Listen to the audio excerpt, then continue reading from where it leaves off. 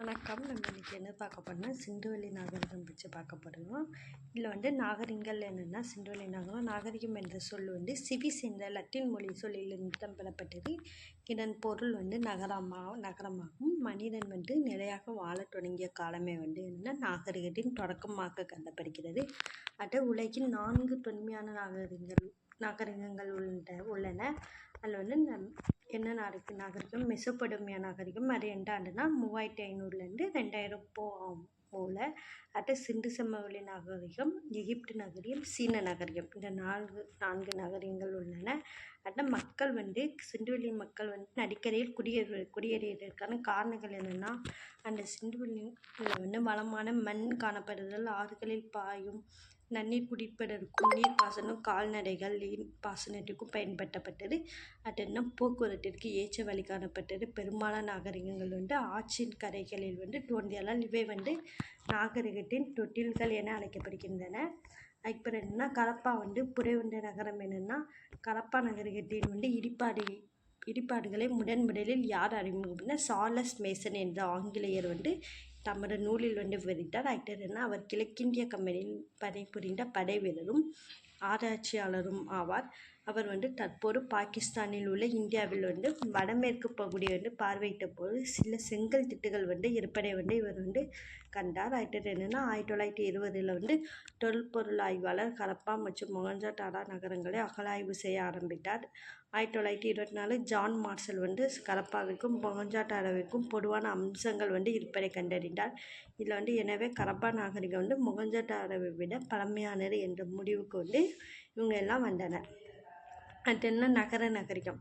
கரப்பா நாகரிகம் ஒரு நகர நாகரிகமாகும். காரணங்கள் என்னென்னா சிறப்பான நகர திட்டமிடல், சிறப்பான கட்டிடக்கலை வேலைப்பாடு, தரப்படுத்தப்பட்ட எடைகள் மற்றும் அளவீடு, விவசாய தொழிலுக்கான திடமான அடித்தளம், கைவினை தொழிலுக்கான திடமான அடித்தளம். நகர நாகரிகம் வளர ஆற்றங்கரைகள் இது முக்கிய பங்கு வகித்தன.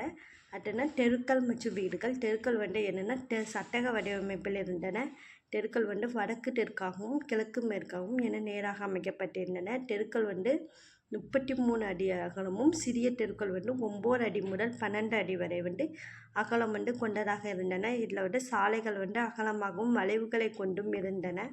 என்னென்னா தெருக்களின் இரு ஓரங்களில் வீடுகள் சீராக அமைக்கப்பட்டிருந்தன. வீடுகள் 1 அல்லது 2 மாடி அடுக்குகளாக சிந்துவெளி நகரத்தில் இருந்தன.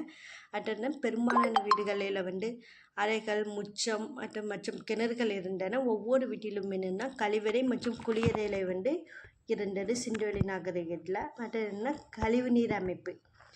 கழிவுப் பொருட்களை அப்புறப்படுத்துவதற்கான துளைகளும் சரியான இடைவெளியில் இருந்தன. அது என்னென்னா ஏறத்தாழ எல்லா நகரங்களிலும் மூடப்பட்ட கழிவு நீர் அமைப்பு இருந்தன. வடிகால்கள் செங்கற்கள் மற்றும் கல்தட்டைகளை கொண்டு மூடப்பட்டிருந்தது. அது பெருங்குளம்.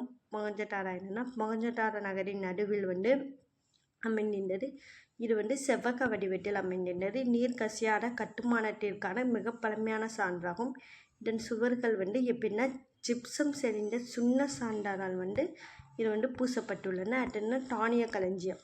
தானிய களஞ்சியத்தில் செங்கற்களால் அடித்தளமிட்ட பெரிய உறுதியான கட்டமைப்பு ஆகும். தானிய களஞ்சியங்களை சேகரித்து வைக்கப்படுகின்றன. இல்லை மொகஞ்சதாரோவின் மிகப்பெரிய கட்டிடம் தான் தானிய களஞ்சியத்தில் வைக்கப்பட்டிருந்தன.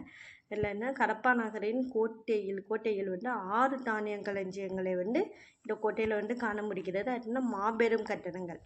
மொகஞ்சதாரோவில் உள்ள மற்றொரு மிகப்பெரிய கட்டிடம் என்னென்னா கூட்டரங்காகும். இது 20 தூண்கள் 4 வரிசைகள் கொண்டு அமைந்த பரந்து விரிந்த கூடமாகும். இதன் நீளம் 61 மீட்டர், அகலம் 83.4 மீட்டர் இதில் காணப்பட்டன. அது முடிவுரை.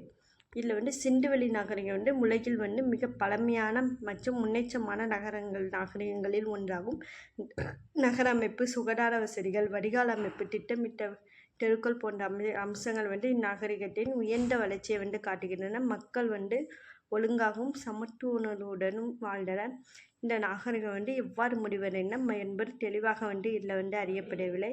ஆனால் காலநிலை மாற்றம், நதிகள் வற்றிடல் அல்லது திசை மாற்றம் போன்ற இயற்கை காரணங்கள் காரணமாக இருக்கலாம் என்று கருதப்படுகிறது. இதில் என்னென்னா மொத்தத்தில் சிந்துவெளி நாகரிகம் மனித வரலாற்றில் ஒரு முக்கியமான இடத்தை பெற்றுள்ளது. அதன் முன்னேற்றங்கள் பின்னர் வந்த நாகரிகங்களுக்கு வழிகாட்டியாக அமைந்தன.